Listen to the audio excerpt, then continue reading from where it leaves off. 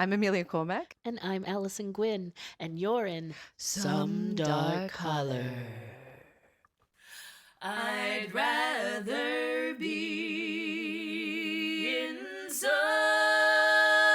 dark holler where the sun refused to shine than for you to be another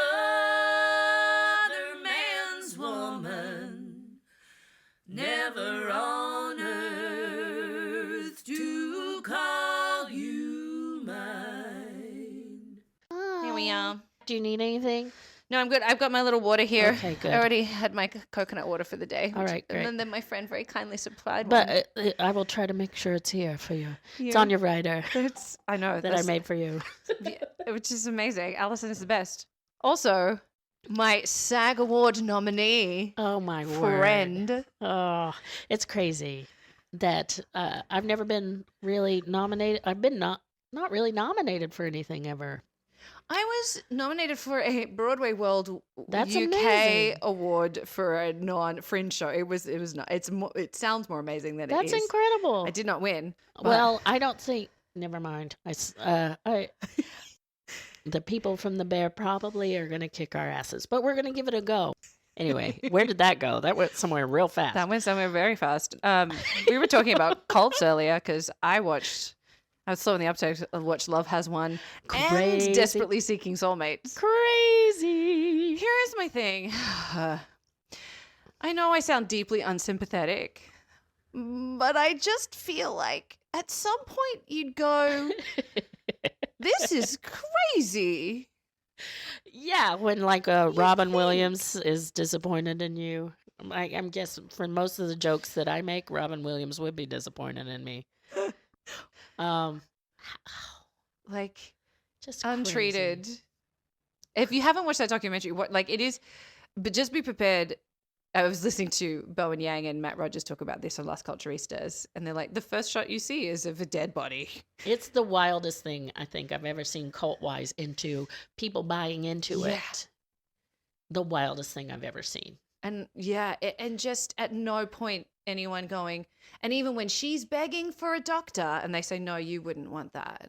You're not thinking right. Robin Williams wouldn't want you to. Robin But- Williams and Carol Burnett and Trump. I mean, keep Carol Burnett. I'm going to Will Smith and be like, get Carol Burnett's name out of your mouth. 100%. Oh God, we're coming for everyone this evening. Sorry, it's I'm late. I'm trying to distract myself because Woo, hold on to your butts. Hold on to your butts. Hold on. Take your hold on. meds. Yeah. There may be tears. Oh, there probably will be. I'm here for you. I chose a rough one for me today. This is Anyway. good. There's a lot of levity that I'm going to need before I will this provide this the episode. buffoonery for you. And for you, dear listener, as we go through one of the roughest, I fear, is like the roughest story we've ever heard. Yeah. And now the worst story you've ever heard. Yep. So this story is a bleak one. So I'm just going to put a massive content warning here. Hold your loved ones, hold your pets, whatever you need to feel good after this. Please do that. What's involved in here? Just to It's family violence. Let me just put it that way. I'm with trying children to, involved? Yeah. So I'm Okay. trying not to give away too many spoilers. Yeah, but like But it's as a trigger warning, we'll say there's I mean, will they have heard the song by now? Will we? No. No. So you want to? Okay. So we're gonna play you the folk song, and then have a listen, and then see if this one is for you or not. okay. Let's put it that way. Yeah. 'Cause What it- is this song The called? song is called "Murder of the Lawson Family." Cheerful. Yeah, recorded in 1930. 1930. But we'll get into the version of the song that was done, and it was recorded not long after the events that we're going to cover. Wow. So, yeah, Christmas of 1930 is when everything went down. Wow. Yeah. So it's a Christmas story. It's a really charming Christmas story. Jingle and by charming, bells, I mean jingle not. bells. So yeah, just take care of yourselves and each other and all the things. If it gets too much, turn us off and put on another episode of us. Yeah. Because I need that support right now. True. I need that validation right now. Thank you. I love that.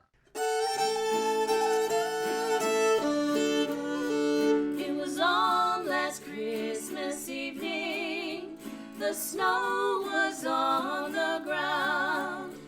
His home in North Carolina, where the murderer was bound. His name was Charlie Lawson, and he had a loving wife. But we'll never know what caused him to take his family's life. They say he killed his wife the first, and the little ones did cry. Please, Papa, won't you spare our lives, for it is so hard to die. But the raging man could not be stopped. He would not heed their call. He kept on firing fatal shots until he killed them all. And when the sad, sad news was heard, it was a great surprise. He killed 6 children and his wife, and then he closed their eyes. And now farewell, great friends at home, I'll see you all no more. Into my breast I'll fire one shot, then my troubles will be o'er. They did not carry him to jail, no lawyers did he pay. He'll have his trial in another world on the final judgment day. They were buried in a crowded grave while the angels watched above. Come home, my little ones, to the land of peace and love. Come home, my little ones, to the land of peace and love. Sorry, I was like, I didn't make it through that one almost. Oh, Ooh. We just played that song and yeah. Jesus. Yeah. Holy moly. Yeah, it was pretty. But I think what's going to be fascinating with this is also the effect it had in terms from. I mean, as you and I are exploring and have discovered, people have always been obsessed with true crime for hundreds of years, and these songs are the true crime podcasts of their day. Yes. So that's what that's what they are. So they've just set to unusually cheery music. It's unusually cheerful, yeah. Remember, this was also the beginning of the Depression, so it's also, let's sing you a song that about cheer up. It's not as bad as this. Yeah, I mean, seriously, cheer up. Yeah. It couldn't be this bad. we're gonna put the original version in the playlist so you can hear. It's all on Spotify. It is on Spotify, indeed. I think we should put it. You send it to me, and I'll put it under my name. Yeah. Since all of the Or other do we ones have start? been. Should we start our own We might. playlist for this? We might, Rabbit. We might. We might. But yeah. But we'll talk about the song shortly. So my sources for this are White Christmas, Bloody Christmas by father and daughter team M. Bruce Jones and Trudy J. Smith, which was published in 1990, and Trudy's updated follow-up version, The Meaning of Our Tears, published in 2006. The name of that book was White Christmas, Bloody Christmas. White Christmas, Bloody Christmas. That's like an 80s horror movie. Yeah. Oh, my word. Okay, continue. Yeah. Sorry. No, that's fine. There have been numerous podcasts and stories about this very well-known crime. However, I listened to one of the podcasts, which was released by Fox in the area that it takes place in, and they interviewed Trudy. And so I was like, well, seems like it's a pretty good place to start. She knows what she's talking about. I will put a caveat out there, though. There are a couple of discrepancies in each book, which I put down to a little creative license. For example, Bruce says Arthur is 19 at the time and Marie's 17, but then Trudy says Marie is the firstborn. Huh. There is an incident where they got the birth and dates wrong on Arthur's tombstone.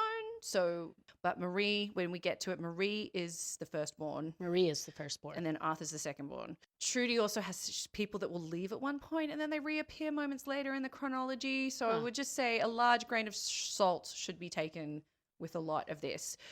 But she does have a lot of firsthand accounts of like family members and like interviews with people that were either witnesses to or are there at the time. So that's why we can trust a lot of what she is saying. Great.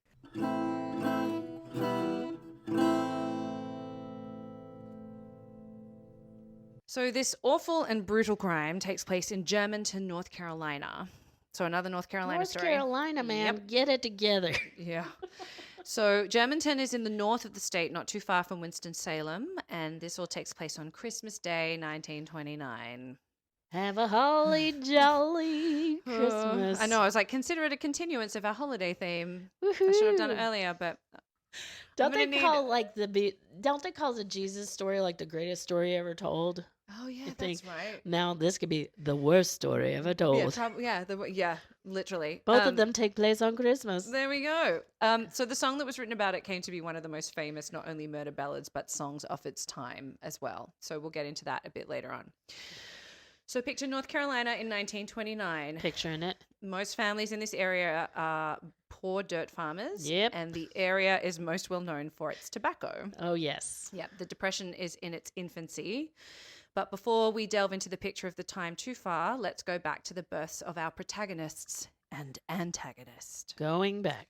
So Charlie Lawson, our antagonist, is born to William Augustus Gus Lawson and Nancy Lawson in Lawsonville, North Carolina in 1887. A lot of Lawson there. Wow. Yeah. So I hope they're like, we own this town. We're Pretty the much. Lawsons. He was a brother to John, James, Mary, Elijah, George, Etta, Elizabeth, Marion, and Dosia. And a partridge in a pear tree. Yeah. Marion is one of his brothers who will come to figure quite important in the story later on. So in this, Marion is a guy. Yes. Cool. In late fall of 1910, he meets Fanny Manring, born October 13, 1892, to John and Oni Manring, not Omi, but Oni. Oni. Yep. They're married on March 12, 1911. He's 24 and she's 19. Uh-huh. It's quite common in the area at the time for courtship to be very brief, and a lot of couples were married within a year.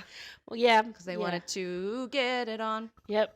By the end of the summer of 1911, Fanny's pregnant with the first of their 8 children. Wow. Marie Laven Lawson is born 3rd of April 1912. She was only 2 weeks old when Fanny became pregnant with Arthur, Whoa. who was born in 1913. Charlie, calm down. Yep. William James in 1916 and Carrie Lee in September 1917. Then James is born in April 1925 and Raymond in February 1927. And the baby Mary Lou is born in August 1929, 4 months before the events of that awful Christmas. She's 4 months old? She's 4 months old, the baby. Mary Lou who? Yeah. Aww. Mary Lou Lawson. So Trudy Smith describes Charlie as a reserved and somewhat serious man of above average stature. He had intense steel blue eyes and his slightly large ears protruded somewhat. As was typical, he wore his dark brown hair short and parted in the middle. He was not overly handsome, but he had a rugged quality and a strong physique from a lifetime of hard work in the fields. He was a man known for his quick temper, but also a man who would walk a mile in the hot sun to help a neighbor in need. He's also known as an expert marksman. Keep that in mind. Okay. When you said hair parted down the middle, dark hair, I thought of the operation guy. Oh, yes. The operation guy from the board game. You would be correct in that. That's, yes. I'm going to show you a picture later on and you'll be like, oh, yeah. Oh, he does look like the operation guy? Yeah, not too far from it. The family moves to Germantown and buys a farm in the latter part of 1918 to be closer to Charlie's brother Marion and his wife Jetty, with whom they're very close. The land near Germantown is fertile and more level than the land they had access to in Lawsonville, so it's excellent for growing tobacco. Mm. Tobacco is big where I was from, too, in Northeast Tennessee as well. Yeah. And when I played softball in high school, we had to help one of our best players bring in the harvest or she couldn't play. And I had because I was a townie, I had no idea what I was doing. And it It's was a complicated process. I mean, they go. like the drying out of the leaves and Yeah. all that. Trudy goes into it in a little bit of detail, which I'm not going to because there's a lot of factors to the story that We don't need to get into we don't need to tobacco. get into it. But Trudy will talk you through the whole thing. But there's like a whole curing thing, and the barn has to be at exactly the right temperature. Or just watch Summersby. Do you remember that movie? No, but I've heard of it. Okay. I've never seen it, but Summersby. okay, Okay. all right. Anyway, moving on. Sorry. Never apologize. So it was their livelihood, and it had been so for the Lawson family for generations. So they're a tobacco family. He buys a tract of land from Benjamin Bowman for $1,500 and is to make payments on it as he can. His brother Elijah would follow soon after. So you've got Marion, Elijah, and Charlie all living in the same kind Three of area. brothers living in Yeah. the same And area. their families are all really close. Like their kids spend all their time together and they're very close. At the time of the move, Fanny is described as a fresh-faced, beautiful young 26-year-old. She was a quiet, hard-working young woman with classically sharp facial features and piercing light blue-gray eyes that twinkled when she laughed. Oh. So Fanny seemed like she was pretty cool. In early 1919, Charlie becomes ill with a form of arthritis. It leaves him in so much pain that he would be bedridden for most of the winter. Oh. During this time, his father Gus dies and he can't even make it to the funeral, which devastates him. Wow. So, as a side note, Trudy Smith does a little research into what kind of arthritis, because it seems to be short term. And as if you have anyone in your life that has arthritis, it's not a short term thing usually. No. But Trudy comes to the conclusion that it's most likely to be reactive arthritis or writer's syndrome, which Interesting. produces pain, heat, and swelling in the sufferer's joints. It can also affect the spine and involve joints in the arms, legs, and sacroiliac joint. Ouch. He may also have suffered from weight loss, fever, skin rashes, or Damn. sores in addition to the pain. Now, something important to remember, around the time of the murders, he had a large reddish burn-like mark on his chest, which caused him pain. Oh. So maybe this could be left over from the arthritis bout, or it's a return of the symptoms. Who's Okay. to say? But I just think that that's kind of really interesting to note. I had no idea that arthritis would do all that. Neither did I. I mean, I know obviously we get all the commercials about the rheumatoid arthritis medications, but to think that there's a kind of shorter term, is kind or of that they weird. would cause sores and things like that. Yeah. So Interesting. But this illness takes a major toll on his health and finances. The farm goes back to the Bowmans, Oh, no. and he becomes a tenant farmer again. Oh. However, the owners, the Bowmans, are good friends to the Lawsons and let them stay on as renters. And during the 2 years they farmed, Charlie slowly began to recover his health and finances. Oh. So, yeah, not too bad. Okay. Pretty good people. I'm getting the sense that these communities down there are very small and they're very tight-knit. And take care of their own. Exactly. Yeah. So around November 10 of 1920, tragedy strikes the Young family. Young William comes down with a bad cold. All the known home remedies are tried, but nothing helps. By the 14th, he's running a high fever and is very ill. The doctor eventually confirms pneumonia. So Oh, on no. November 16, 1920, William dies at only 6 years old. Oh, poor buddy. Yeah, and he's buried in Browder Cemetery. Now remember that Browder Cemetery is going to come back into play. later on. Browders. Got it. Yeah. So they moved to the McGee farm in around 1922, where they farmed for around 2 to 3 years. Charlie and Marion's children spend a lot of time together. Stella, Marion's daughter, on whose recollections a lot of Trudy's book is based, remembers lots of sleepovers with Charlie's children at her parents' house, but doesn't remember Charlie doing the same with her and her siblings. So they were never Interesting. allowed to sleep over at Charlie and Fanny's house. But I had a they're- family member, like we could never go in their house, which was weird. It's very strange. We could always they could always come over to our house, but we weren't allowed in. I don't understand that. I'm interested to see if it was like a hoarder type situation. If my family is listening, I'm not going to name who it is, but You're going to have to guess. yeah. So in April of 1927, the now infamous Brook Farm property is purchased. It's the last home that Charlie, Fanny, and their children would ever know. It's on Brook Cove Road, Germantown, and the house is a small, rundown 200-year-old cabin, Wow. but the plot of land is large. And that first summer on the farm proves to be profitable. Oh, good. And in the fall, they bring in the first crop. It's the largest acreage Charlie has ever planted and cared for.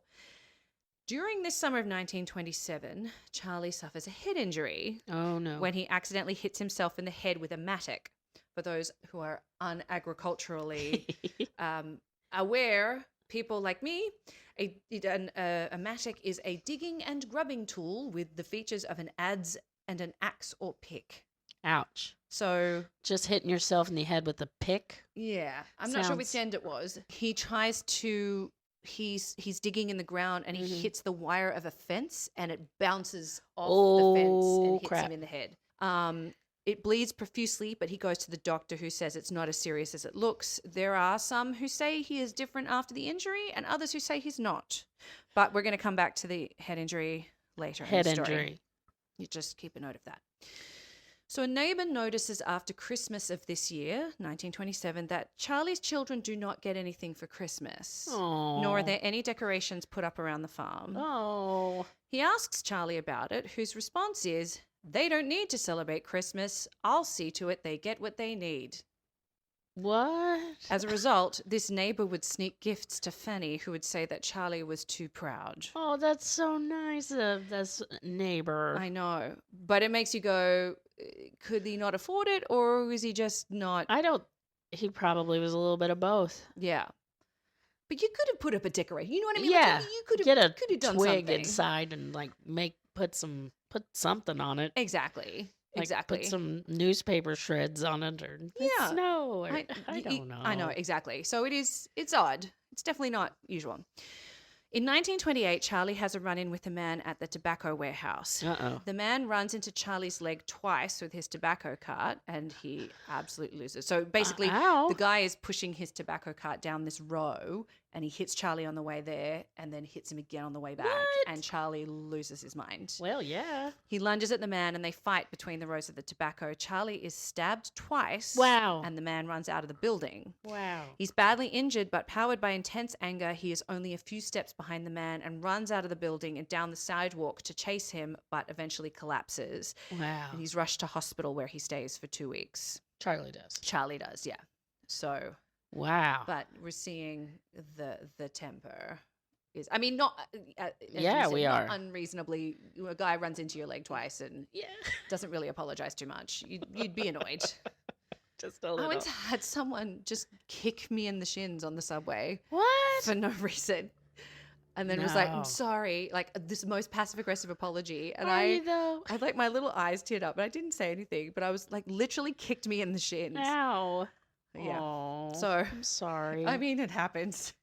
This is just post-pandemic times. Everyone was people having a hard nuts. time. I mean, people in New York are normally nuts, but yeah, it's a special kind of nuts during the pandemic. Oh.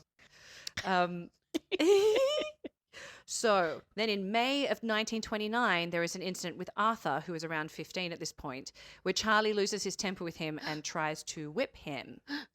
As they are working on the farm, he all of a sudden explodes and accuses Arthur of not cultivating the tobacco with the mules correctly. Arthur protests that he's doing it exactly as Charlie shows him. Charlie gets a switch from a nearby tree to beat Arthur with. Yep. He swings it at Arthur, who grabs it from him, apparently uttering the phrase, "You'll never be man enough to whip me again." Oh, shit. Yeah. Oh, shit, indeed. Arthur. So just keep that in mind. This kid has very clearly said, not anymore, buddy. Not today, Satan. Yeah. And all the while, Carrie and Marie are out in the field with them and witness the whole thing. That's pretty badass, though. So good for him. Yeah, exactly. Fanny's last pregnancy with Mary Lou is a really tough one. Aww. She's tired a lot and unwell. And during that summer, we see a glimpse of Charlie in kinder times. Fanny and Charlie's neighbor, Sally Mabe, comes to visit, and Fanny says to her, "Charlie's been real concerned about me." Should I do that? Oh, no. Can you do that in an accent? In the accent? Charlie's been real concerned about me. He then hands her, I love it. He then hands her a warm, damp towel so she can wash her face and hands. Fanny goes on. "The other day, he even helped me wash my hair. I haven't had much energy to do things like that, and it helped a lot." Aww. According to Sally, "I watched Charlie take care of Fanny that evening. He really acted like a good, caring husband." Well, for once. I know. So, however, in the months before the fateful Christmas of 1929, Charlie complains of headaches and persistent insomnia. He's been seeing the local doctor, Dr. Helsebeck, about these headaches for about 12 months.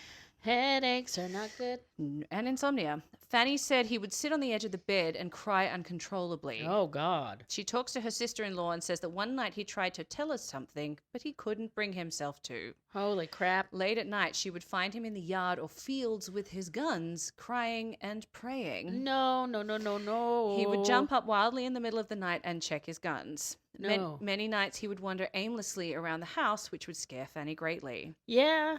It is around this time that neighbors claim they can hear frequent violent arguments and altercations coming from the farm.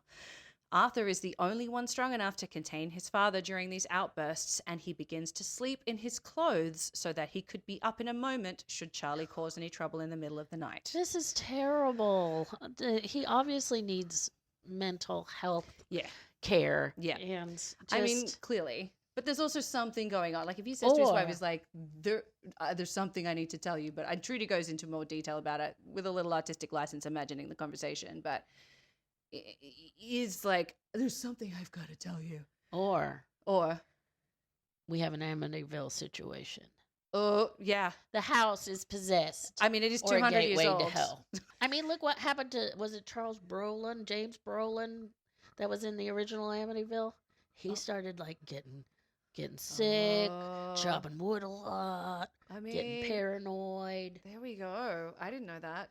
I'm thinking it's an Amityville situation. There's some gateway to hell. Some ghosts going on. Yeah. Yeah. Let's just wildly speculate about that, shall we?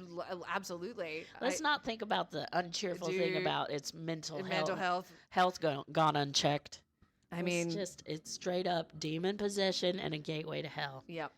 So a friend recalls a conversation with Charlie where he just all of a sudden abruptly walked away mid-sentence. So Charlie's just behaving very strangely. How rude. And aggressively and, violent. Anyway. About 3 weeks before Christmas, Charlie mentions that he has a surprise for the family. Oh, no. On December 18, in conversation with a friend, he is heard to say, "I wouldn't mind dying if I could only take my family with me." What? Yeah. Then 10 to 12 days before Christmas, Charlie takes the whole family into Winston-Salem. This was unusual and a very big deal for the whole family to go, requiring lots of planning, particularly on Fanny's part, because you've got to make sure you have snacks for the kids. You've got to make sure that you're... Yeah. So it's actually a bit of a pain in the butt. Imposition. Yeah. Like, she's not super... Like, Trudy describes, she's like, they're not super keen about. Like, they're excited because he tells everyone to pick out a new set of clothes. Which is like, where'd you get the money for that? Then they all go and have their portrait taken. Shopping montage in Winston-Salem. Exactly. This is, as I said, this is all a lot of money for this hardworking family to spend. In the past 2 weeks before this portrait is taken, Charlie's temper has become more violent, and Fanny's becoming scared that he might actually carry out some of his threats. Oh, good. He also has all his guns checked out by a gunsmith. What? Then 2 days before Christmas, Charlie goes to the bank and takes out what was a large sum of money for them at the time, which is $60. So I just want to show Allison, we're going to put it up on the Instagram. I want to show you this family portrait. The family portrait. Here is the family. Oh, holy night. So that's Charlie. He looks like Howdy Doody. Yeah. Or no, not Howdy Doody. He looks like Alfalfa. Yeah. So, but have a look at the faces on these people. Nobody back then smiled at anything. I mean, little Carrie's got a little bit of a smile on her face. But he has a tiny, I'm looking off into the future. I know what I'm going to do.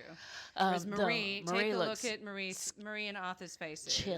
Chilling. So we'll put this up, but it is a truly extraordinary photo. Marie looks like she's trying to tell you something. Yeah. Send help. Yeah. I'm serious. Yep. And Arthur looks like he's possessed. Yeah. Which supports my Amityville theory. But you know what's crazy is we mentioned the eyes. The eyes on these people are extraordinary. Poor little Fanny looks like looks like so old for 30. Yeah. And I know that it was hard living, but oh my word. Yeah.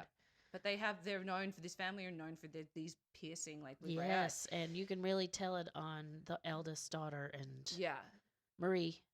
So this is Arthur. Yeah. So this is a description of each of the family members at the time. We've just seen that photo of them, and as I said, go and check it out on Instagram.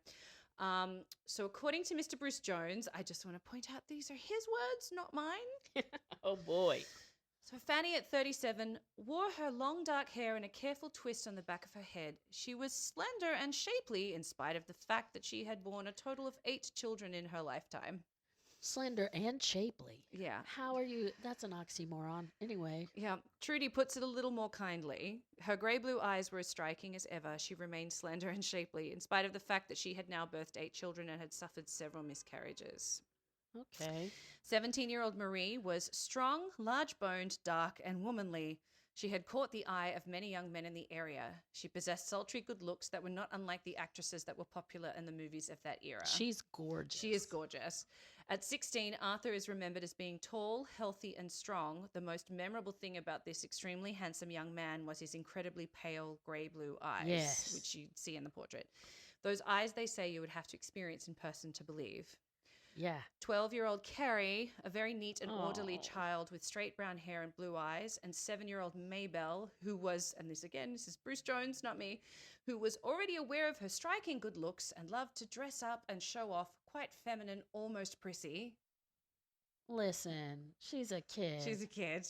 But apparently she's striking good looks. That's gross. Yeah.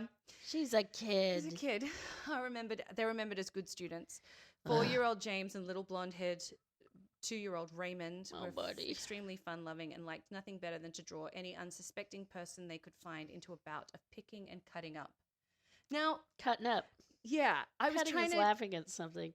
Yeah, what would pick? Does Just picking picking have at anything you, to do? just like Ah. joking Messing around, Yeah. like horseplay. Yeah. I was very excited to ask my southern friends Cutting up and what picking that was. at you. Yeah. Okay, so then that fateful Christmas day arrives. There has been a deep snowfall overnight, and it is bitterly cold but bright. By around 10 a.m., some of the neighborhood men and older boys gather at the Lawson farm for a friendly bout of target practice. Charlie participates and appears perfectly normal. During this time, Marie is inside the house baking her famous raisin cake. Aww. Side note, the recipe for which can be found in both White Christmas, Bloody Christmas, and The Meaning of Our Tears. So you can make Marie's raisin cake. Make the cake, the Christmas cake. And this raisin cake has an afterlife itself that I'll tell you about later. Really? But you can make the cake. There's something kind of morbid. Oh, it's very ghoulish morbid about that. I think, especially after photos of the crime scene that are in the book, and then so if we have a Patreon, we're just gonna make the cake. I'm kidding. I mean, we are getting unless you want us to. I mean, we are getting a cake theme. I love cake. We both love cake. I told you I've been craving cake lately. Well, maybe we'll make the raisin cake. Oh God. Anyway, here's Marie's raisin cake. I don't know. I just found on the next Great British Bake Off. Your technical challenge is to make Marie Lawson's raisin cake. Oh God. So as it approaches lunchtime, most of the group disperses and heads to their own homes for Christmas lunch. The only ones that are left are Charlie, Arthur, Marion's boy Sanders, and a neighborhood kid, Abe Heath. They head inside to get warm by the fire. Now, according to Stella Lawson Bowles, who is Marion's daughter, cousin No Stella. relation to Camilla Parker. No, indeed, no. Okay. Boles. Okay. Yep. Sorry. And she's the one that I said most of a lot of the recollections in Trudy's book are Right, about right, are okay. Stella's. Sanders said they were all sitting around the fire together, and he said his Uncle Charlie was sitting there with his elbows on his knees and his hands under his chin, just gazing into the fireplace. Sounds very sociable. Mm-hmm. 9-year-old Hassel Miller has come over to play with James and Raymond around noon. Charlie mentions that they would need more ammunition to go rabbit hunting later in the day, and that a trip to Germantown should be arranged to get more. On Christmas Day? Yeah. Apparently it's a tradition. Also, I think there's a story about him going rabbit hunting for Thanksgiving as well. So I think that was their, instead of getting a turkey or a ham, because they could be kill quite expensive. Rabbits. Wabbit hunting. Yeah. Wabbit season. Exactly. But I just want you to take note of the fact that Charlie sends Arthur and Sanders to go to town to get more ammunition. Okay, noted. So the only person that could physically stop Charlie is sent to town. No. And I mean, from what I read, it was also Arthur was like, "Oh, well, we could go." Like, I don't think it was, but there was a suggestion by Charlie of to go get ammunition. to go. So Marie starts to get ready to go out and see her beau, Charlie Wade Hampton. She's arranging her hair into waves using a basin of water and water curlers, which she has on her dresser. She and Charlie argue as Charlie says he doesn't want her seeing Charlie. Around this time, Abe Heath has turned around from the Germantown trip to chat to Carrie and Marie. There's a suggestion that he has a crush on Carrie, who's 12. I don't know. It's all a little, I don't know.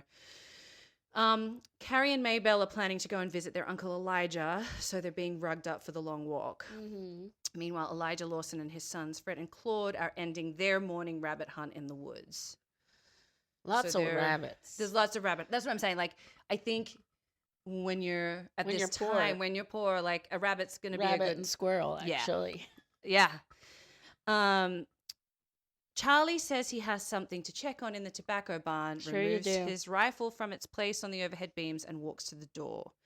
He then strides to the tobacco barn and picks up his other shotgun, which had been hidden there earlier. It would serve as a backup just in case.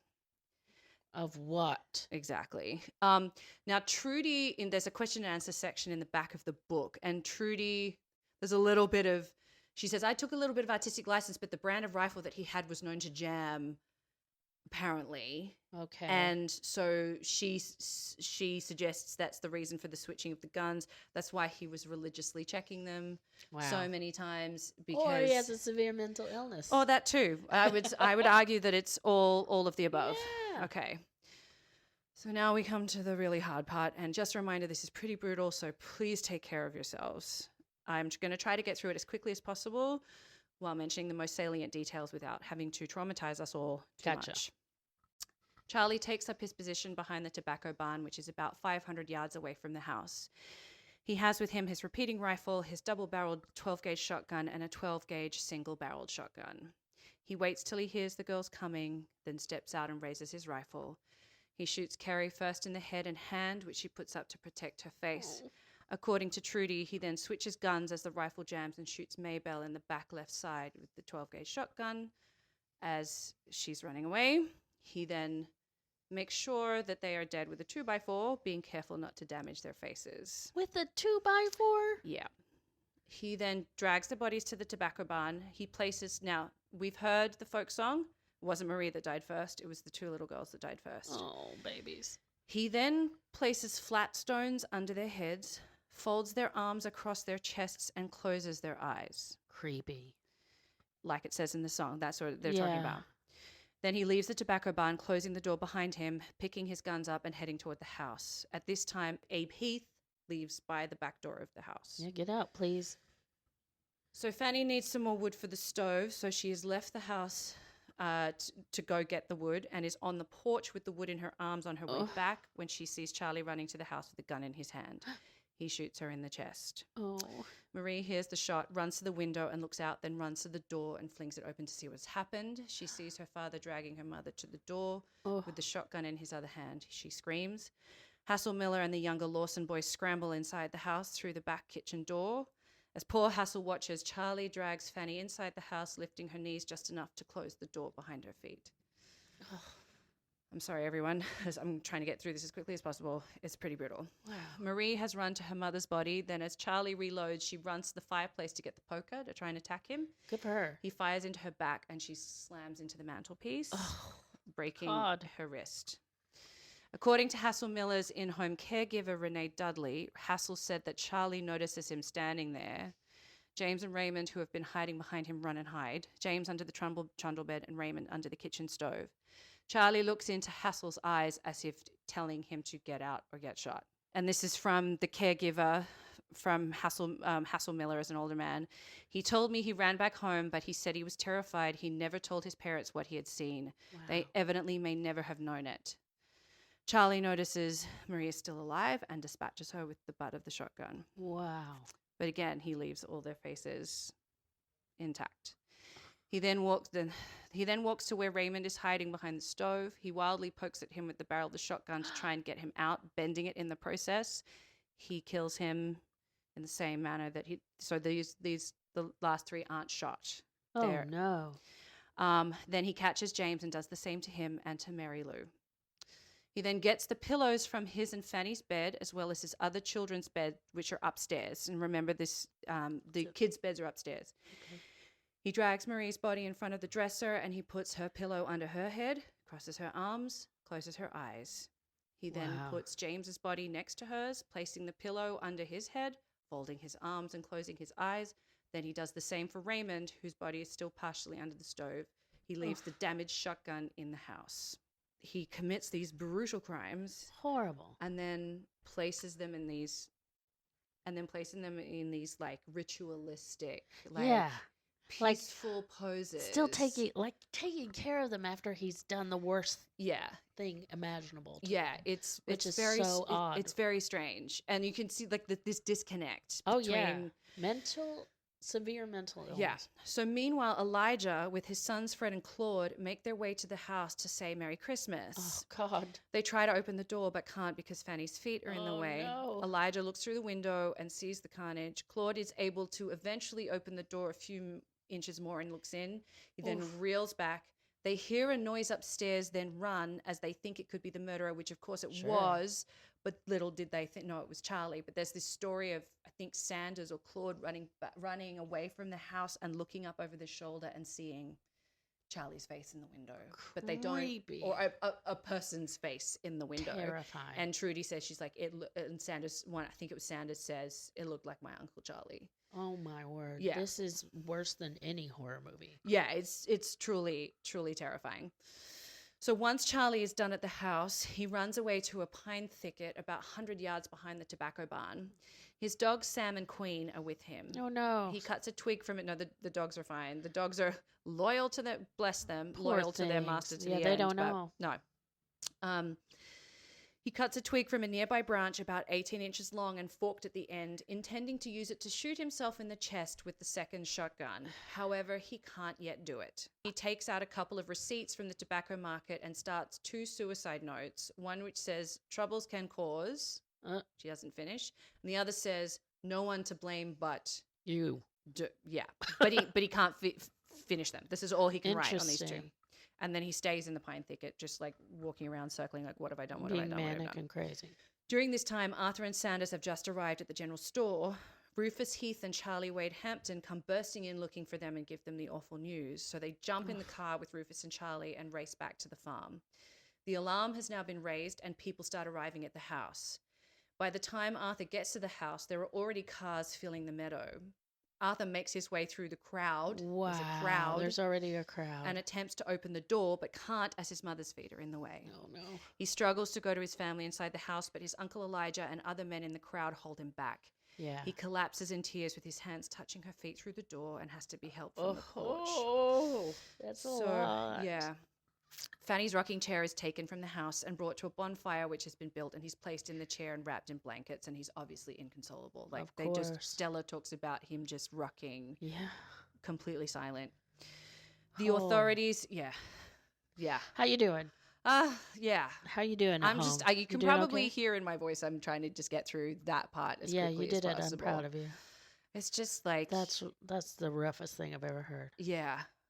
And I was like, what have I Wow. done to us?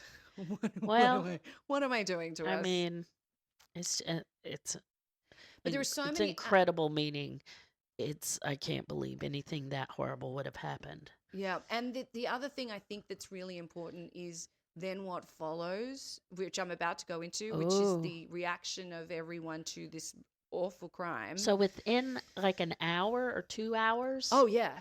people people are were people- there, people crowds with- of people, Yeah. And ruining any kind of evidence. Or well, this is what I'm about to get to. Okay, So I'll let you talk. the authorities, being Sheriff John Taylor and Coroner Dr. Chester Helsebeck, who was seeing Charlie, have been called, but due to the heavy snows, it is understood that they won't arrive for a while. So Elijah, Marion, and George Lawson force everyone out of the house and stand guard to prevent anyone entering while good for they them. wait for the sheriff and coroner. Like, people had followed them into the house. Holy crap! When they turned up, and with Arthur, like, people had followed them in, and they were like, "Get the fuck out." Oh, that's good. Yeah. The family are amazed and distressed by the curious crowds. In fact, one man offers $500 to go inside and look at the bloody scene. Oh my word! Yeah. It's not a sideshow, $500. people. No, but this like I didn't talk about it too much in the actual details, but this you can go online and see the photos. Yeah. It was bloody. Yikes. It was bloody. And some of the stains would not wash out of the floor ever. Whoa. In this house. So the fact that someone would be like, "Hey, here's $500, can I go?" And like, it was carnage. $500 back then. Exactly. So this is what I'm saying. True crime obsessives and fascination. And look, people are always fascinated by the worst. And we are people who are fascinated by it ourselves. But there is a line. There's a line. There is. So wow. So once the sheriff arrives and takes charge, the area is roped off, and Charlie's brothers are relieved of they'd stood vigil outside this house to keep everyone away. The crowd impatiently look on from behind the barrier. Armed men are stationed around the house and barn as a safety precaution, as the murderer had not yet been found, and Charlie was still missing. So they didn't know. He's still out in the woods somewhere? Yeah, but they don't know. They don't know that. Yeah. The bodies of Carrie and Maybelle are brought up to lie with their family. As they are being brought from the barn at around 5 p.m., Charlie's dogs Sam and Queen come running and barking from the pine thicket. Oh. So they're like, Then a shot rings out and Charlie has finally shot himself. Wow. The dogs lead Stephen Hampton to the pine thicket, and he finds Charlie where he has fallen on his back in the snow. It was suddenly very clear what had happened. Wow. As they carry Charlie's body and guns back to the house to lie with his family, one of the attempted notes slips from his pocket, which says nobody to blame. So they're like, okay. Okay, that's pretty clear. So I'm going to give you a little reprieve.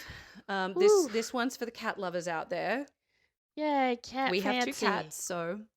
The Lawsons' large black male cat made his way gingerly through the deep snow toward one of the A models belonging to a family who had come that evening to see what had happened. Buddy. When the family came back and opened the car door to go home, the cat bounded up onto the seat and looked at them.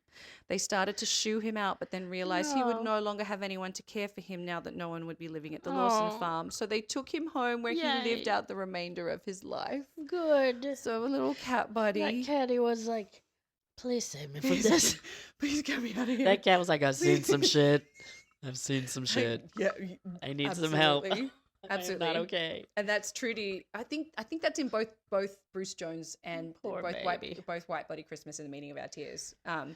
So I just love that. I was like, oh, little, but and I have a black cat. Yeah. It was a sweet Back boy. then, people were very suspicious of black cats, so it was very good of them to not go by those Little suspicions and take the baby in. Yeah, and then back to the darkness. Back to the carnage.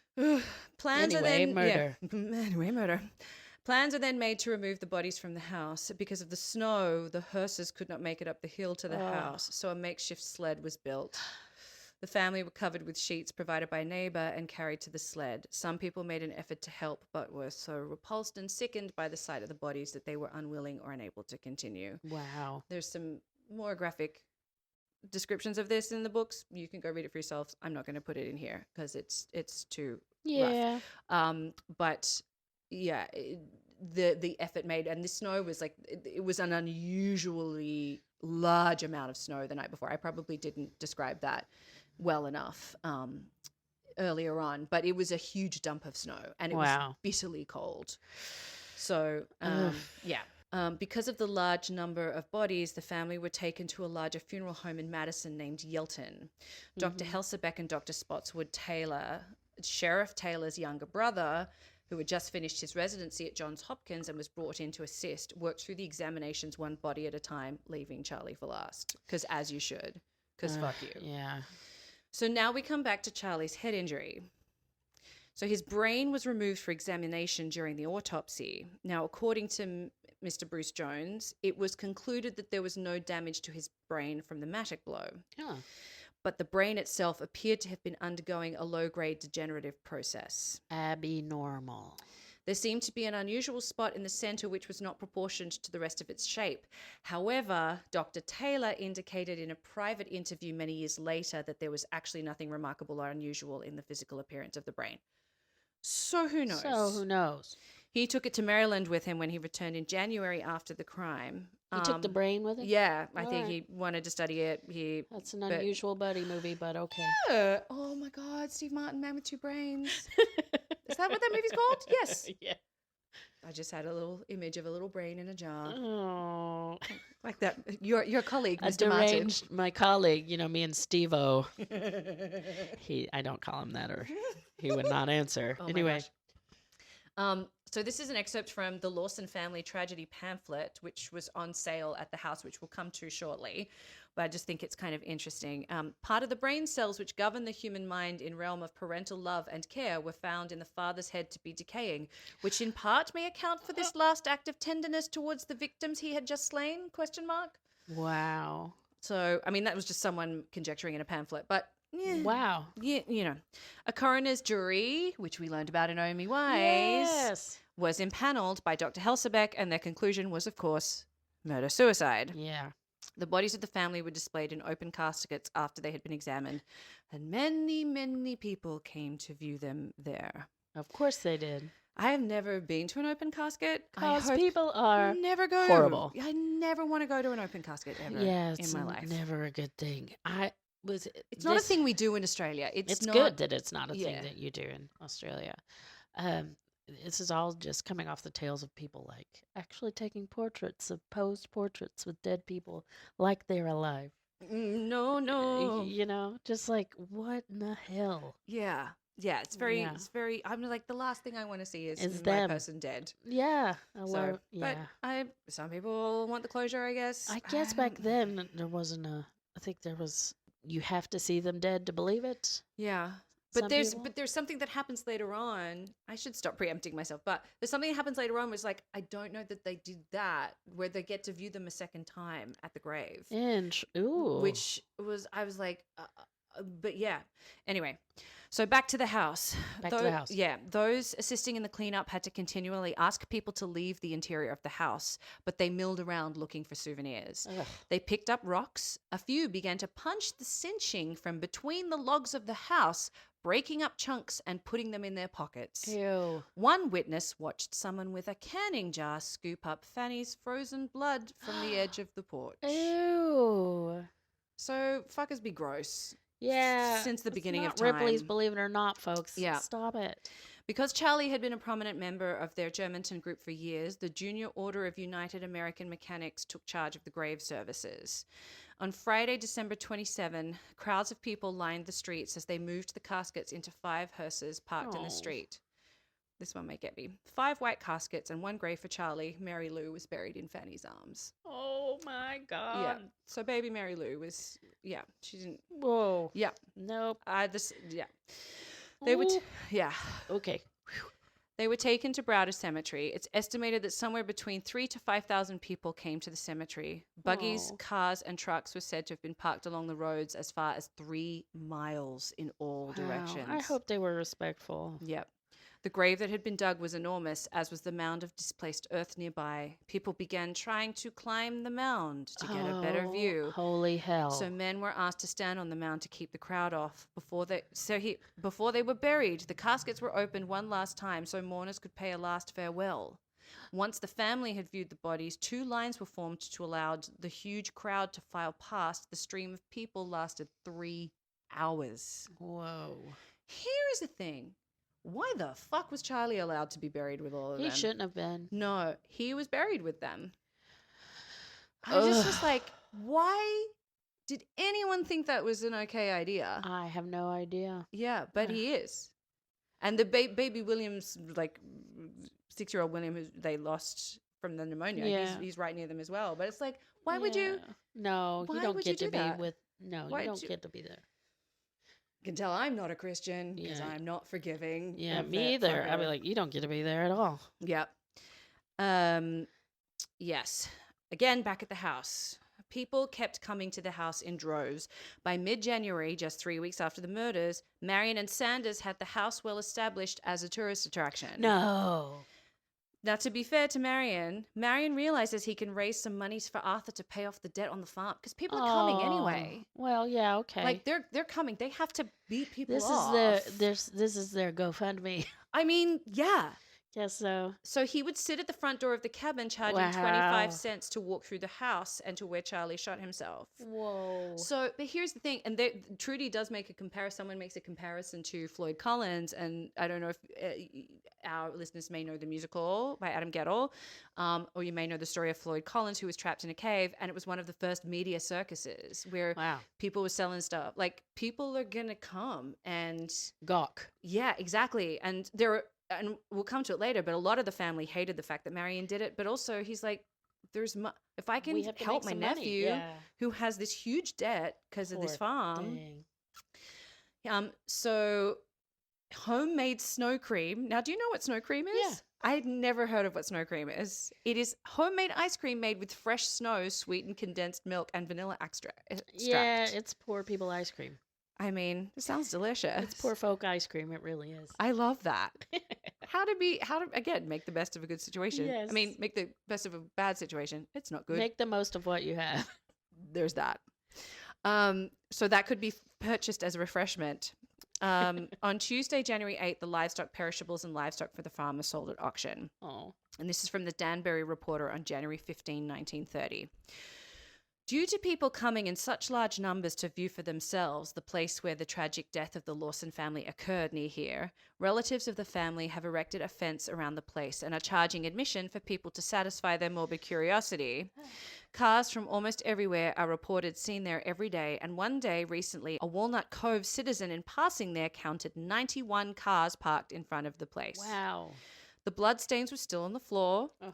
And the pan of water Marie was using to do her hair was still on the chest of drawers. Wow.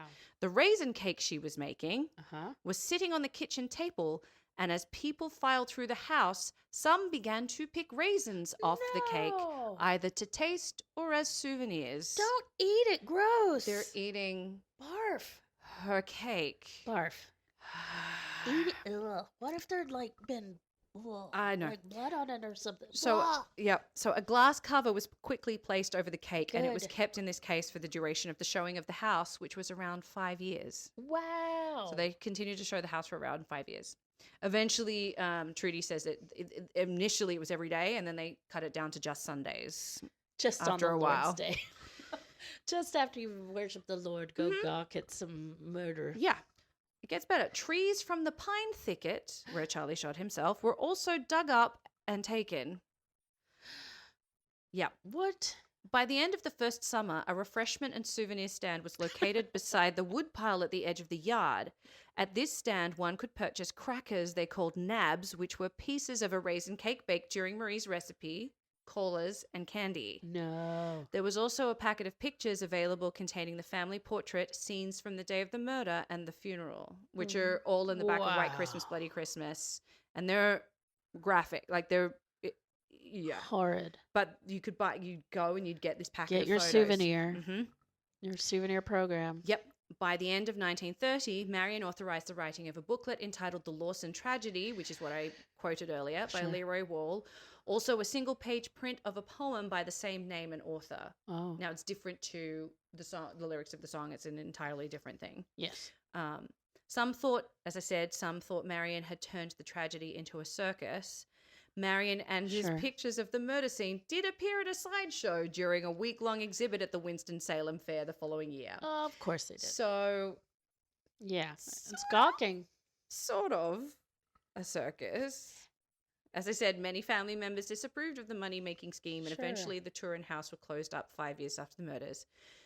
There's a beautiful story about Stella and Marion talking about what to do with the cake, because he doesn't want anyone to have it, so they decided to bury it in the glass container rather than destroy it, which is very sweet. Someone didn't leave the cake out in the rain. Oh. Oh. It took so long to make it. And she'll never have that recipe again. But we will, because it's in the back of the book. Yeah. Friend, see, I knew I'd be okay with you next to me. Let's sing it. Find a way. Someone. Well, No. I sang it 700 times in Priscilla, Queen of the Desert, the musical. Hey-o. So there you go. Yeah. I Aw, know. Poor Marie. But it is this sweet moment of like, is we don't want sweet. anyone to We're have just it. gonna bury We the can't bury it cake. because a lot of the stuff from the house they burned. yeah, Like sure. anything that they couldn't sell, they burned. But that and was so, lovingly made by her hands for Exactly. Christmas. Exactly. And Yeah. rough. But what about Arthur? Oh, So poor in the Arthur. first, she's the only survivor. In the first few days after the murders, he stayed with his uncle Elijah, then Marion. He would go from one relative's house to another, staying for a short while, then moving on. He spent a lot of time with his girlfriend, Irene McGee, and they made plans to marry, but her father worried that he may have inherited his father's violence and forbade it. Understandable. So Sadly. he started drinking heavily. No. At one point, he was given the nickname Buck. Apparently, he just It's a someone wild just young started, yeah. Well, no, someone just started calling him Buck just randomly, and it was like, oh, okay. It was not unusual for him to turn up at a relative or friend's home drunk. buck. Oh. Drink and cards were said to be his favorite things. Apparently, he loved to play cards, so he'd just come over and he'd be like, "Play some cards." Oh, great. Yeah. Go fish. Yeah. Everybody want to play some homemade? Do you have a 7? Go fish. I'm sorry. Well, now we have to find light in the I'm darkness. sorry, Arthur. I know, poor Arthur.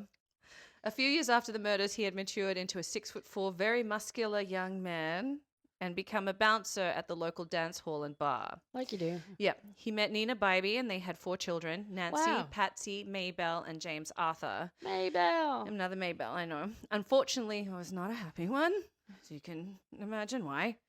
At some point after the tour and house had been closed down, he lost the farm and began to drink more heavily and more no. often. Yeah.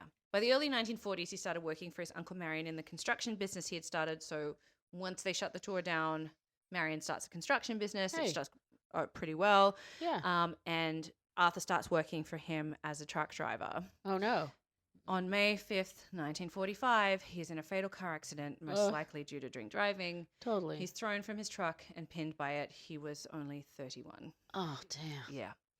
He's buried a few feet away from his family grave at Browder Cemetery. Oh. But happy note, Nina takes the children and moves to California to escape the stigma of the tragedy, where they Good. grow up happy and healthy. Hooray. So the descendants of Arthur are going don't have to live with California. any of this. That's good. But why did Charlie do it? I hear you clamoring. Yeah, I'm Or wondering. sadly asking, why Jesus. Why would Charlie Lawson commit this brutal act? Well, there's one dark fact I've neglected to mention up until this point. Oh, what?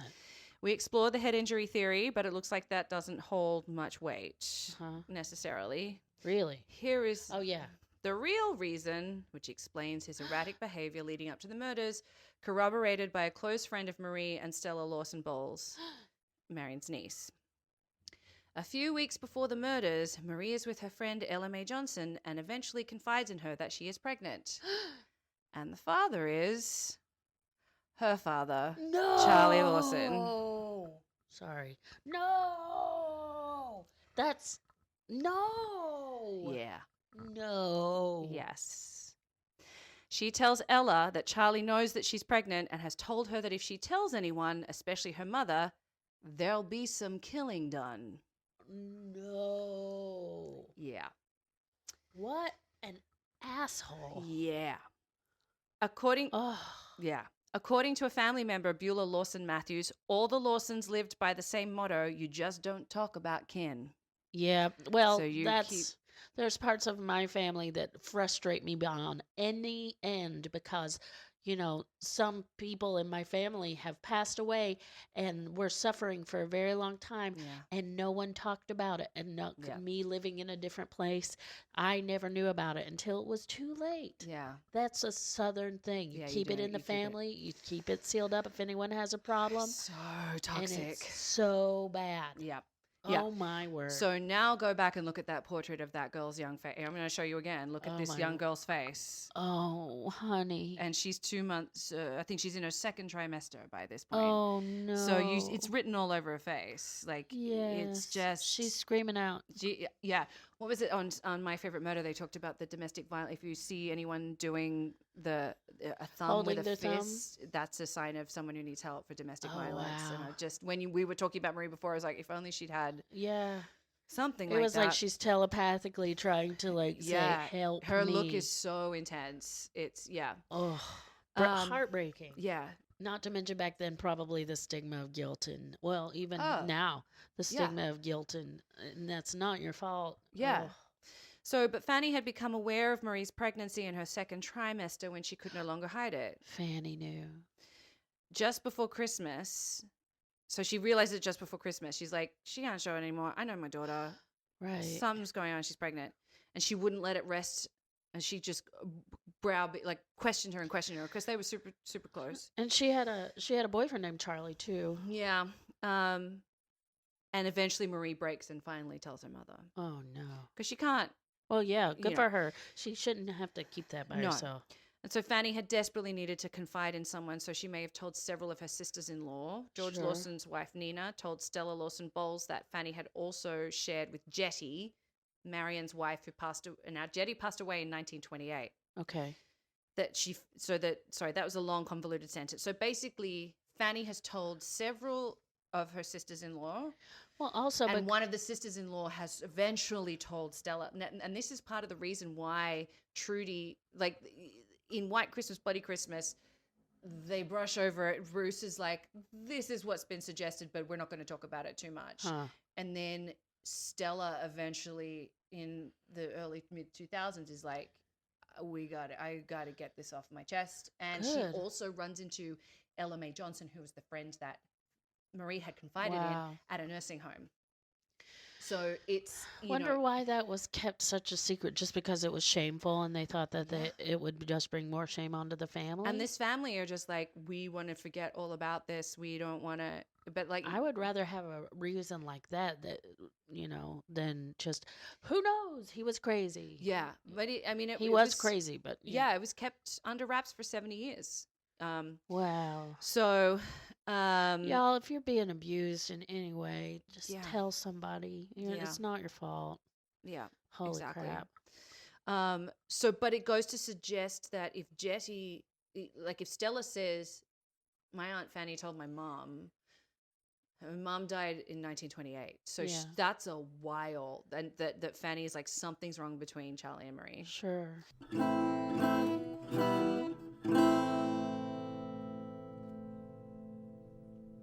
So then we finally come to the song.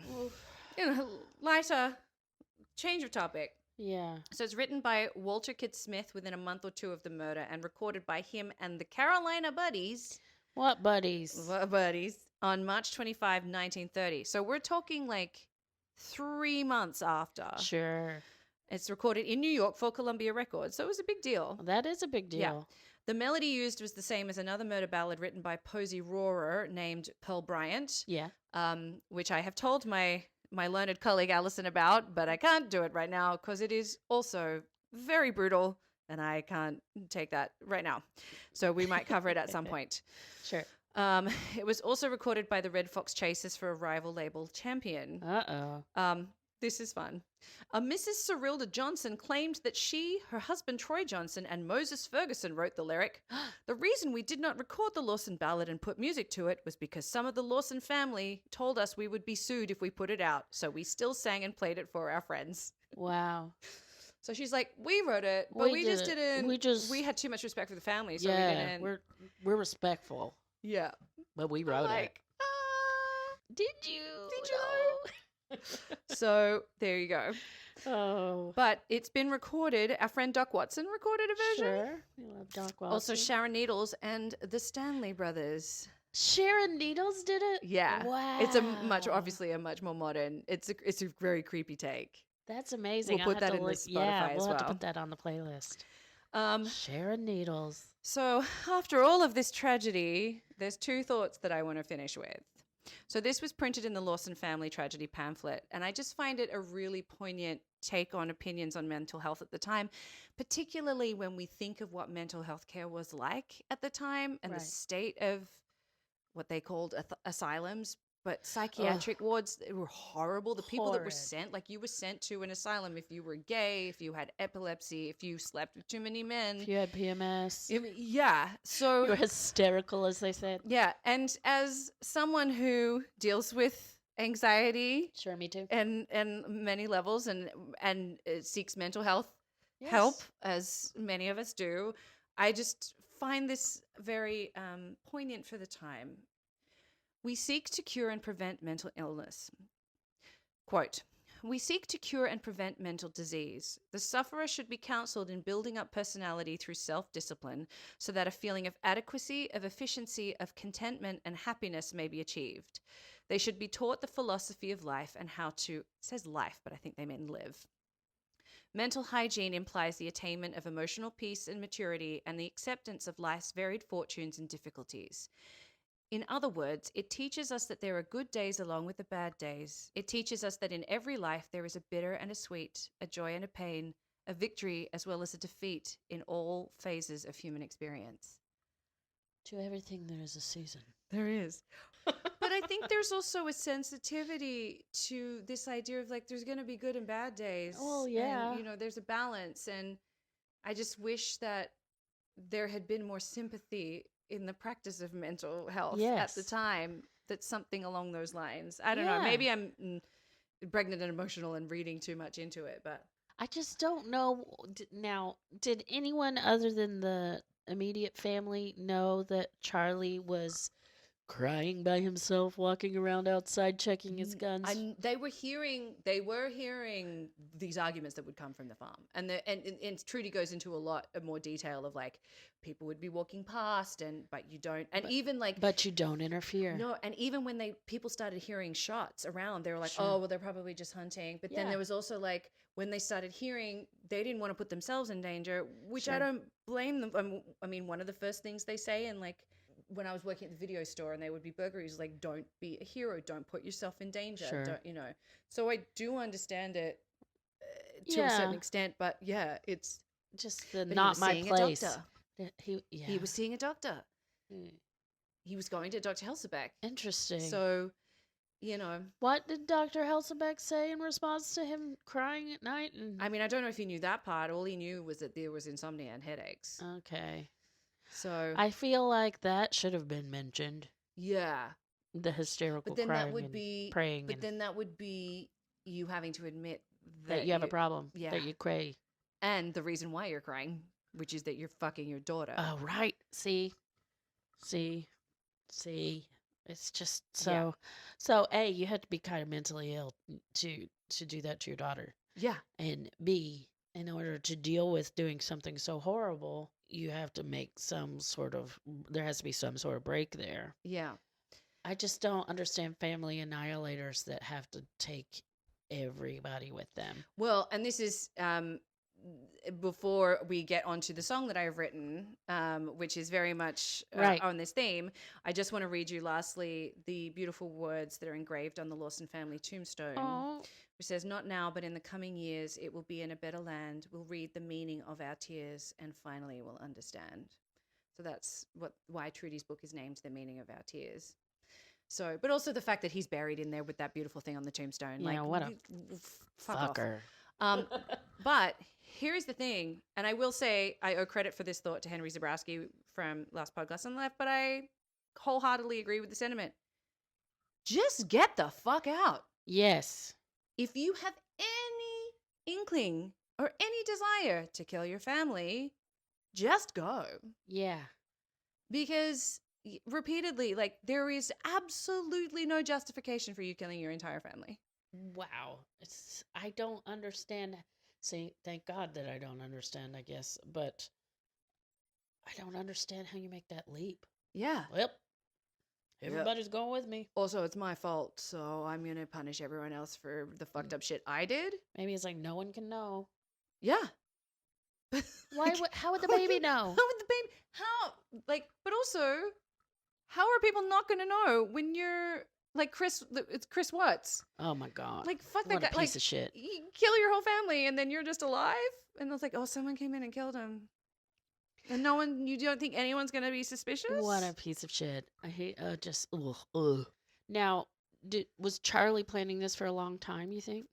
Well, remember, like 3 weeks before, he says, I have a surprise. Oh, yeah, the trip to the shopping montage. Yeah.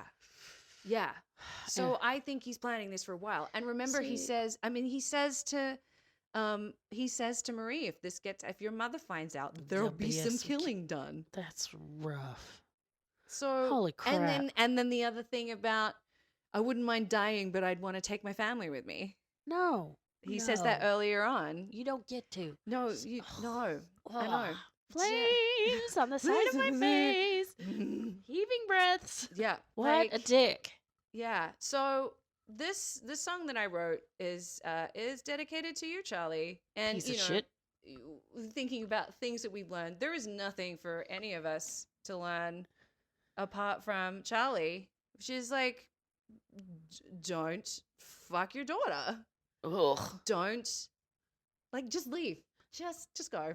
Yes. Just go. I apologize for this brutal, sad tale. But this song is amazing. Thank you, friend. I appreciate that. I just think, it was my way of just trying to get some life back for them. Yeah. Because they didn't deserve that. No. None of them deserve that. And that song was so, like, cheerful and gives him way too much credit. The first song, the actual. Yeah. But so, as we see, I didn't go into the factual inaccuracies of the song itself because I think you can see that they're obvious. So we know Carrie and Maybelle were shot first, and then Fanny was after that. But all that stuff about closing their eyes and that's all accurate. Ugh. What fucked up thinking. Yeah. Anyway, so hey Charlie. Hey Charlie. Just leave. A 1, 2, a 1, 2, 3, 4.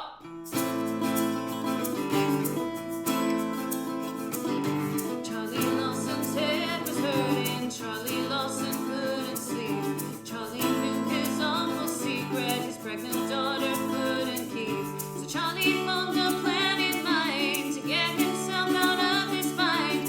Took his guns and checked them thrice. His family's blood spilled on the ice. But Charlie, before this Christmas day is through, there's something else that you could do. Just leave, just leave. But the voices in your head have no reprieve. Just leave, just leave. Pack your things and head to town. Don't gun your wife and babies down.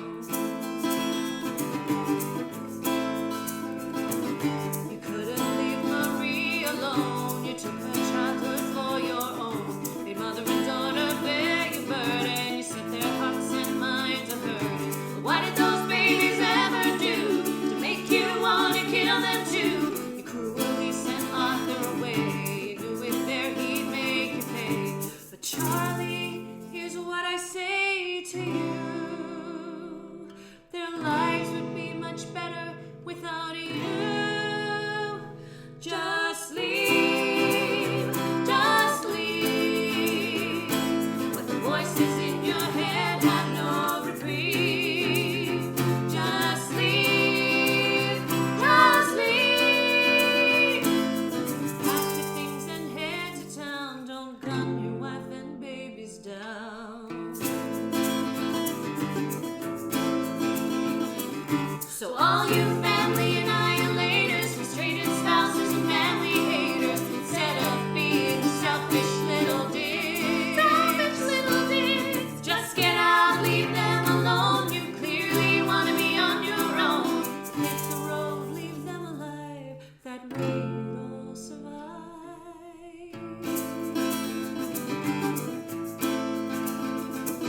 Marie could marry Charlie Wade. James and Raymond take a trade.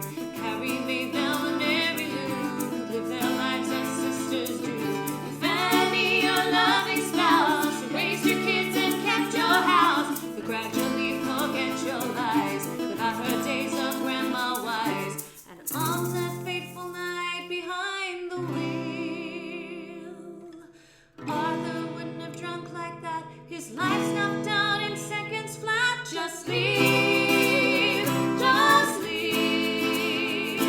When the voices in your head have no reprieve.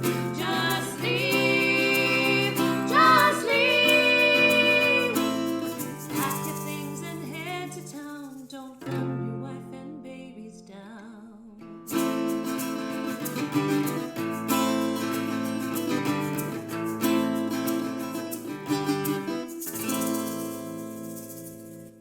we go. I left you all in a really cheery place. Right, just leave. No, just get out. Get out of here. Yeah. Oh, my friends. Oh, my Did friends. you make it? How are you doing? How are you doing? Eat some chocolate or something. Yeah. I put us through it. I feel bad that I put us through such a No, it's such a brutal time. I still just want to think that it's Amityville. Yeah.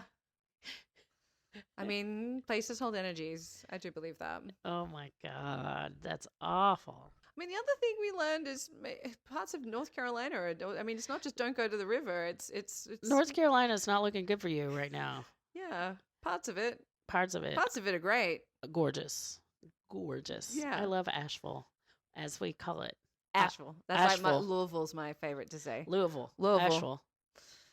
So, yeah, I'm sorry, yeah. North Carolina, but that's 2 strikes. Yeah. I'm sure there's been other, I'm sure other states have equally as of hideous course. murders, but there's not songs written about them. Yeah. Such cheerful, sprightly songs. Yep. Oh And my. like we said, and this will be the third time I said it, but there is not much else to do, and when you're fascinated by true crime, you write a song about it, Yeah. and people sing about it, and And it is a way to keep, I guess, their memory alive, as weird as it is. Yeah. yeah, As long as it's respectful, I think that's Yeah. that's good. If not, we rewrite it and make it better. yeah. Yeah. That's Like what my- we're about. Amelia was a great song. I really, really love Thanks, that friend. song. I So thank you appreciate it. for writing it. Oh, And she played the guitar on it as well. And I did the shaker, so I know on sometimes I do 1 and 3, but I tried to keep it on 2 and 4. and she's gonna do some auto harp. Yeah, I'll plug gorgeousness in as some well. auto harp later. but- And on the first one, I was on the fiddle, and Allison was on the gorgeous auto harp. Yay. well. So, I will say, listening to that Carolina Buddies version made me feel much better about my violin playing. Yeah, they just were like, just But it's go, just do authentic. it. It is so genuine. It is authentic. The folk tradition is very punk rock in the way of just get the message out. Yeah. Or it doesn't matter about your skill of musicianship, just No. make the music. And I appreciate that. Yeah, and I love that, and that's what As someone who is fair to middling never let in it my be said. musicianship, I appreciate just make the music. I also, and one of the things that I love about this style of music, and it's been very good for me because I grew up with a classical tradition. So for me to unplug that and just be like, it's not meant to sound clean and perfect. It's meant to sound, like Again, that does. like punk rock. Yeah, It's more genuine if it's got mistakes in it. exactly. So Like acting. That's what I'm going with anyway. oh, listen, absolutely. That's why all my acting is full of mistakes. It's more Listen, genuine. it's gotten you a SAG nomination, so that's all I'm gonna say. I'm sure Meryl has nothing to do with it. Listen, I'm sure some Meryl of- and Steve Martin you and abs- Paul Rudd have nothing to do with it. You absorbed the Meryl and the Paul I Rudd learned of it from all. them, really. Anywho, Anywho, we did it. You We made did. it. I did. I That was made it. the saddest, as many- brutalest story I've know. ever heard. And I watch a lot of horror movies, my friend, a lot. Yeah. Mostly for their comedic I value. do feel slightly guilty for submitting us to such Why? brutality. But No. We have to do the light and the dark, the Yeah. salty and the sweet. Yeah. And like you said, like that quote in the pamphlet, it's the light and the dark, it's the good and the Yeah. bad, it's everything. Yeah. That's life. But also, talk to a mental health professional. Take your meds, Take your see a therapist. Yeah, and If speak there's up. problems in your family, Yeah. tell somebody. Yeah. If you're being abused, tell someone. Yeah. I know it's not your fault. Yeah. No, most definitely. And So, take your meds and yeah. don't go down by the river. Don't go down by the river. You can find our YouTube channel. Yeah. We have a YouTube channel. I think if you just search Cormac ampersand Gwyn or Cormac and Gwyn, Yeah. it'll come up. It has one of those weird user profile names where it's like numbers in it, so I can't remember off the top of my Ah. head. But if you go to my website, I have a link. I think I put the link in the bio on our Cormac and Gwyn Instagram page. Because you're awesome. So it should be there. So you should be able to click on that. So if you can't tell, Amelia is a lot more tech savvy than I am, and Although social you're killing media it with savvy. this editing. Don't and say that recording, because then something will then the happen. people will be like, I'm Are you though? But yeah, so I think you can find our YouTube channel on our Instagram, which is Cormac Cormac and Gwyn, all one word. And then If you have any questions, you can email us. yes, cormacandgwyn@gmail.com. And then, All our pictures will be on Instagram. Yep. And then once you are, hopefully you've come along for the ride with us and want to rate, review, and subscribe to our little podcast. Yay. Which we would really love. We're Really? banking up. We have no idea when these are going to come out because we're just baking. Well, I am baking. She human, is baking. But we're banking up episodes until the baby's born, basically, and then we're going to probably release them. The Great Awakening. So, who knows We're when they're going super to hear excited. this? But we hope you're enjoying it. I hope so. As hard as this one was. Because we are. I mean, I enjoying enjoyed making it. It was crazy and salacious and horrible. And Yeah. And I guess that just doesn't make me any better than the people that, wanted a raisin off the cake. But, I mean, I was fascinated. I'm always fascinated about people that do horrible things. Well, that is the thing. And that's the thing that I've always said, like, for the people that don't understand why those of us who are interested in crime and true crime, I think we talked about this in our first episode, but for me, it's very much like I'm fascinated by psychology and what drives human beings to do things. And, with someone like Charlie Lawson. That was just unfathomable and just makes me go, why? I want to know more. Yeah.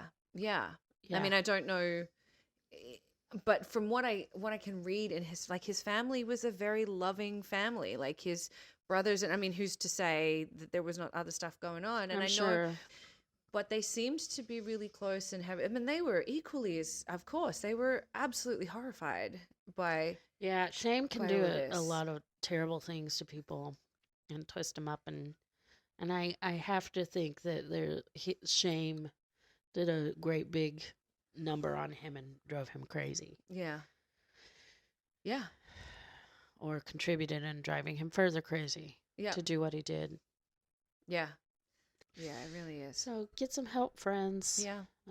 Talk to somebody. Yeah. If in the show notes, I'll do some research and try to find someone you can reach out to or two. I mean, there's Rain are fantastic, I think, which is the Rape and Incest Network. I can't remember what the other N stands for. But we'll put some resources on our show notes, I think. Yeah. So anyway. So don't seek help. Stay on your meds. Go to therapy. Don't go by the river. Be careful in North Carolina. Be very careful in North Carolina, friends. It's beautiful but deadly. And most of all, don't find yourself in some dark holler.